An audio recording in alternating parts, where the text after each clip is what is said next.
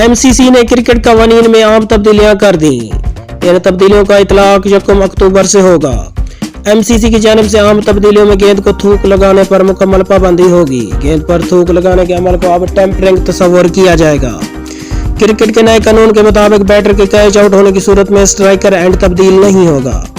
MCC की जानिब से जारी करदा नए कानून में मैदान में किसी जानवर या शख्स के आने की सूरत में अंपायर डेड बॉल करार देने का अहल होगा। नए कानून के मुताबिक वाइड का फैसला बॉलर के रनअप से कबल बैटर की पोजीशन की बुनियाद पर होगा।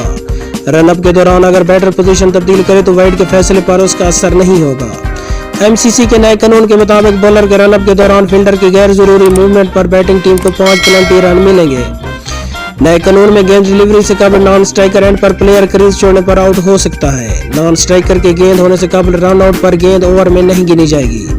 MCC की मंजूरी के बाद मन कटिंग आउट को कानूनी हैसियत मिल गई। ICC ने मन कटिंग को भी रन आउट की फहरिस्त में शामिल कर लिया। सोहेल खान पर मैच फीस का 25% जुर्माना आयद। PCB कोड ऑफ कंडक्ट की खिलाफ वर्जी करने पर सिंध के फास्ट बॉलर सोहेल खान पर मैच फीस का 25% जुर्माना आयद कर दिया गया। खैबर पख्तूनख्वा की इनिंग्स के दूसरे ओवर में सोहेल खान की जानिब से LBW की अपील पर अंपायर ने नॉट आउट दिया, जिस पर गैर मुनासिब रवैये का इजहार करने पर fast bowler PCB code of conduct की शेक 2/8 की खिलाफ वर्जी के मर्तकब पाए गए। ये वाक़या पाकिस्तान कप में सिंध और खैबर पख्तूनख्वा के माबैन LCC ग्राउंड लाहौर में खेले गए मैच के दौरान पेश आया।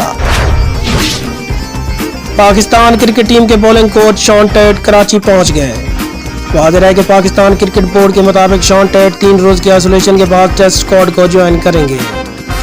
इल्म में रहे कि शॉन टेट की पाकिस्तान आमद वालिद की आखिरी रस्मात की वजह से ताखीर का शिकार हुई थी। उनके वालिद का इंतकाल गुज़श्ता माह हुआ था।